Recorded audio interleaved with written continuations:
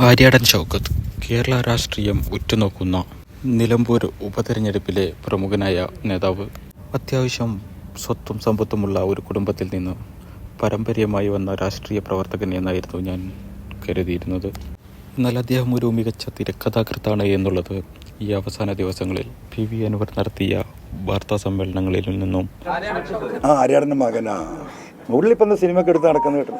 എനിക്ക് പുള്ളിയെ ഒരു സാംസ്കാരിക സിനിമാ നായകനൊക്കെ ആയിട്ട് എനിക്ക് പരിചയമുള്ളൂ. ഇതിലെ സുഹൃത്തുക്കളെ കാണുമ്പോൾ ഞാൻ ചോദിക്കാറുണ്ട്, ഇവിടെ ബാബുട്ടിയുടെ കാണുന്നില്ലല്ലോ, അപ്പോൾ പുള്ളി കഥ എഴുതുകയാണെന്ന് പറയും. കഥ എഴുതുന്നതിന് പെട്ടെന്ന് പുറത്തു വരില്ലല്ലോ, അപ്പോൾ അതുകൊണ്ടായിരിക്കും ഞാൻ വിചാരിച്ചു.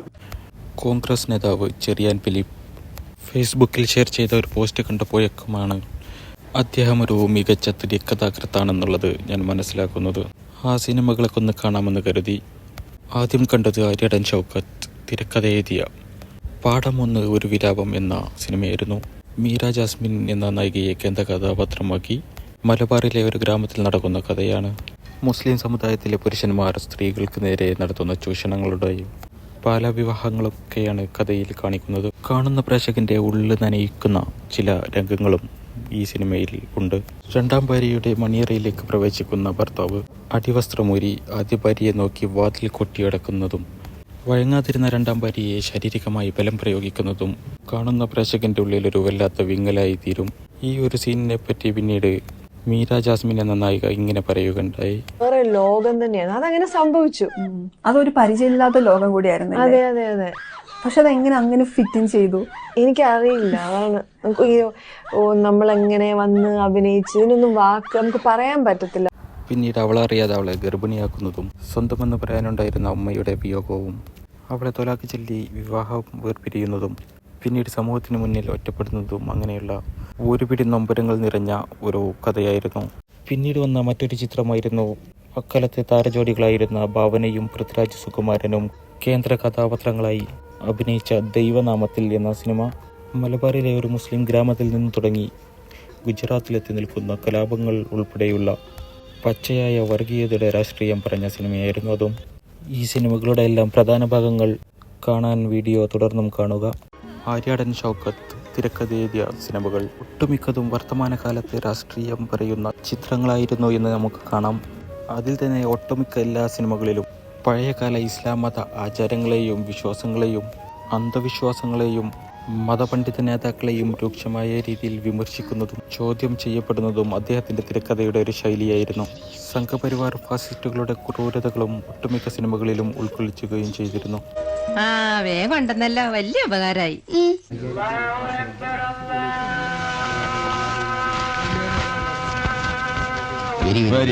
ഒക്കെ അവനാ തന്നെ എടുത്ത് ഭക്ഷണം നമുക്ക് നിസ്കാരം കഴിഞ്ഞിട്ടാ. ഇതായി ക്ലാസ് പിടിച്ചോളി, ജ്യൂസ്.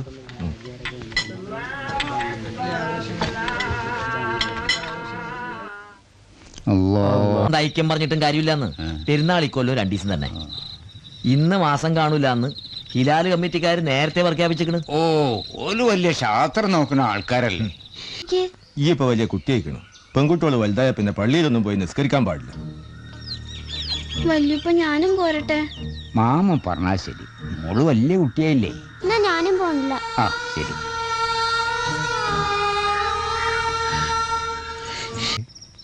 വല്യപ്പ തീരുമാനിക്കണ ആരായാലും എനിക്കൊരു കുഴപ്പമില്ല. കുറച്ച് വിദ്യാഭ്യാസമുള്ള ഒരാളായ നന്നായിരുന്നു. ഞാൻ ഇപ്പൊ എന്താ അവളോട് പറയാ?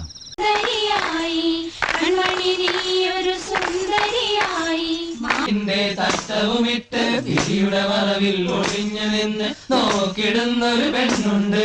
തിരിയുടെ മറവിൽ ഒളിഞ്ഞു നിന്ന് നോക്കിടുന്നൊരു പെണ്ണുണ്ട്.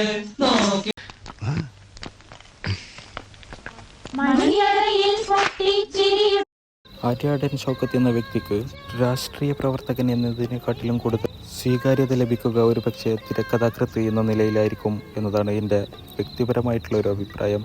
ഒരുപക്ഷെ ഈ വർത്തമാന കാലഘട്ടത്തിൽ മലയാള സിനിമയിലെ കരുത്തനായ തിരക്കഥാകൃത്ത് മുരളി ഗോപി ചിത്രങ്ങൾ പോലെയാണ് പഴയകാല ആര്യാടൻ ഷൗക്കത്ത് ചിത്രങ്ങൾ നമുക്ക് കാണാൻ സാധിക്കുക. തുടർന്നും വർത്തമാന കാലഘട്ടത്തിലെ സംഭവബഹുലമായ രാഷ്ട്രീയം പറയുന്ന സിനിമകളുമായി ആര്യാടൻ ഷൗക്കത്ത് വീണ്ടും വരണമെന്ന് വ്യക്തിപരമായി ആഗ്രഹിക്കുന്നു.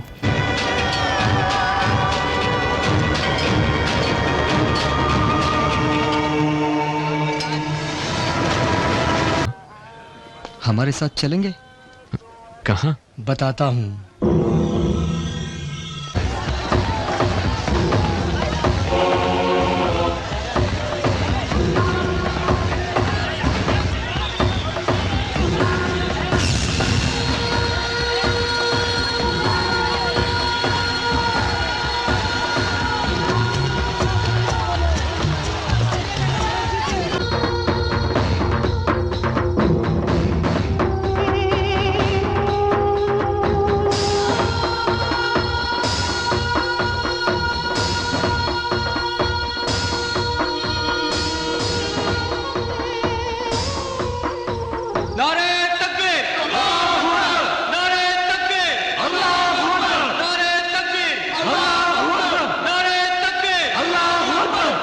കണ്ണു കണ്ട ആർക്കാ തളച്ചു മറിയായിരിക്ക ഈ സമയത്ത് ഞമ്മളെ ചെറുപ്പക്കാരോട് നിങ്ങൾ സബൂറാകാൻ പറഞ്ഞിട്ട് ഒരു കാര്യമില്ല.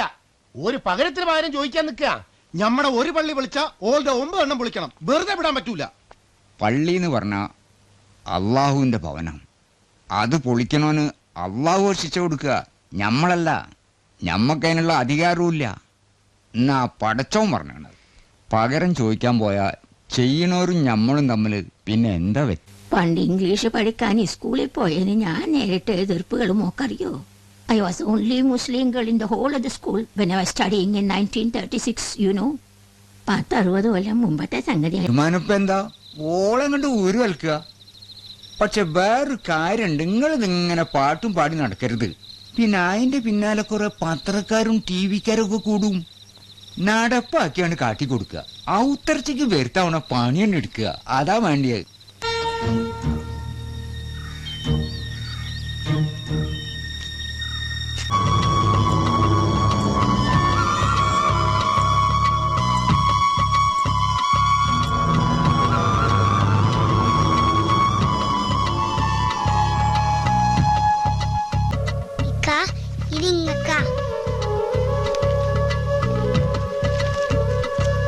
ശരിക്കുള്ള കുറ്റക്കാരനെ നേരിട്ടുണ്ടെങ്കിൽ എന്താ ചെയ്യാ?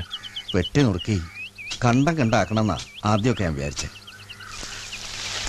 ഇപ്പൊ എനിക്ക് തോന്നണ ഓരോട് പകരം ചെയ്യാനില്ല, ദീൻ എന്താന്ന് ഓരെ പറഞ്ഞ് മനസ്സിലാക്കാനാ. ഇനി ഒരു ജീവനും ഒരു കാരണം നഷ്ടമാവരുത്.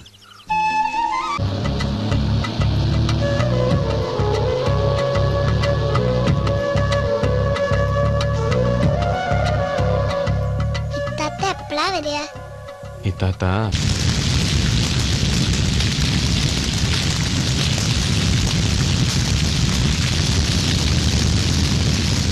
ആര്യാടൻ ഷൗക്കത്ത് തിരക്കഥ എഴുതി TV ചന്ദ്രൻ സംവിധാനം ചെയ്ത മറ്റൊരു ചിത്രമാണ് വിലാപങ്ങൾക്കപ്പുറം എന്ന സിനിമ.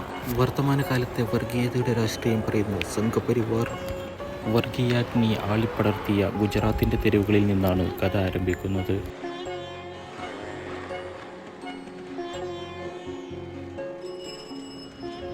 माफ करवा જોઈએ ના એમને આપણા પવિત્ર હિન્દુસ્તાનની ધરતી પર રહેવા દેવા જોઈએ. જરા પણ નહીં. તો હું એમને ખુલ્લો પડકાર ફેંકું છું કે તમારે તમારા દેશમાં જતા રહેવું. તમારો દેશ છે પાકિસ્તાન. હિન્દુસ્તાન હિન્દુઓનો દેશ હતો, હિન્દુઓનો દેશ છે અને હિન્દુઓનો દેશ જ રહેશે.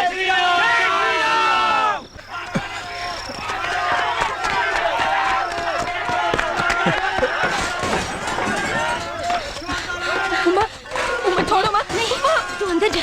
शमला को जा। वहाँ पे हो रहा है। पापा! पीढ़ियां कच्चे बोले चल। खुदा के लिए हमें कुछ मत करना। मारी ना करना। काटी ने जीवता चढ़ा गया। गाड़ी पर।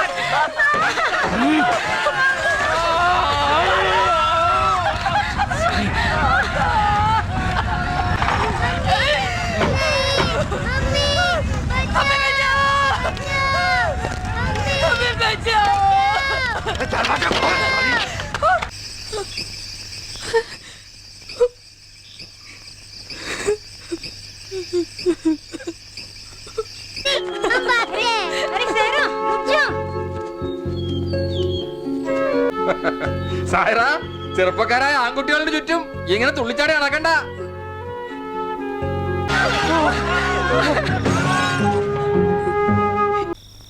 മോളിപ്പ ചെന്ന് കിടക്ക്, ഞാനും കൂടി വരാം. ആര്?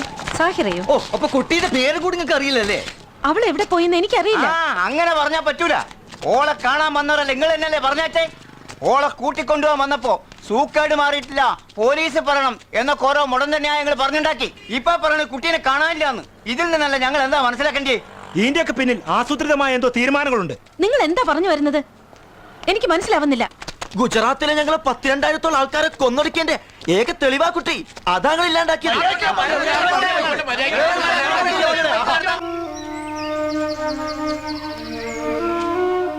എന്താ ഇതിനകത്ത്?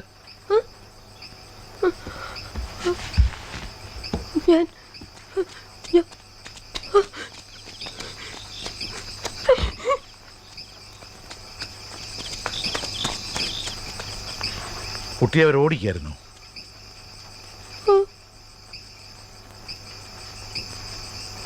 മോളെ എവിടുന്ന? ഗുജറാത്ത്. അവിടുന്ന് മുതൽ എന്നെ ഓടിക്കുക. ഓടി ഇവിടെ വാപ്പാന്റെ നാട്ടിലെത്തിയപ്പോ രക്ഷപ്പെട്ടു എന്ന് കരുതി.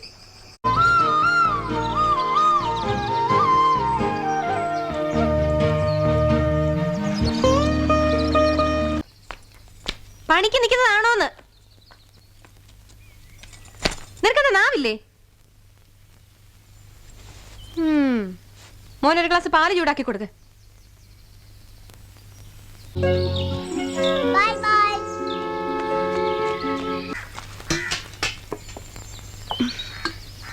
അന്റെ ഗുജറാത്ത് കിട്ടുന്നേക്കാട്ടും നല്ല മുന്തിയ ഭക്ഷണാണ്. നല്ലോം കഴിച്ചൂട്.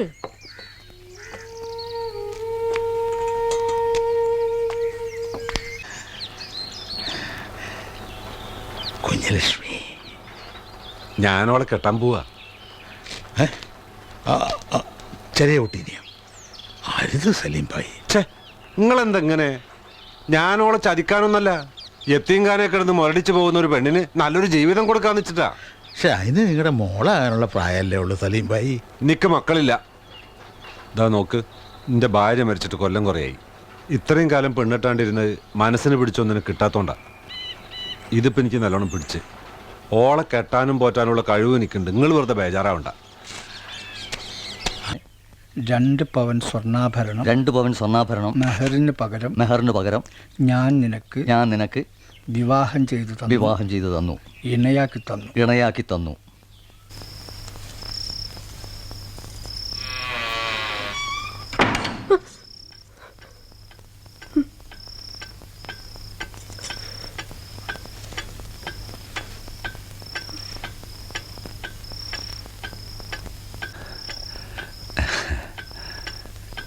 അടുത്തേക്കുവാ. എന്നോടാ കിടക്കടി അവിടെ. ഞാൻ കുറെ നേരമായി ഞാൻ ക്ഷമിക്കണം. പറഞ്ഞാല് പിന്നെ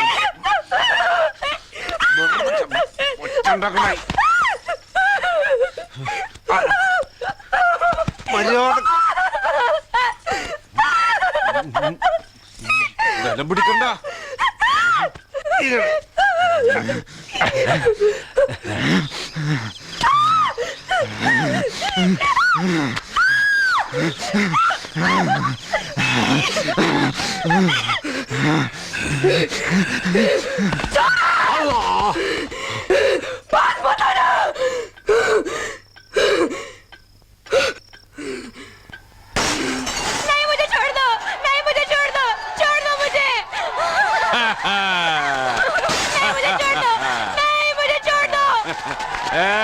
मार डालो सबको, जाओ।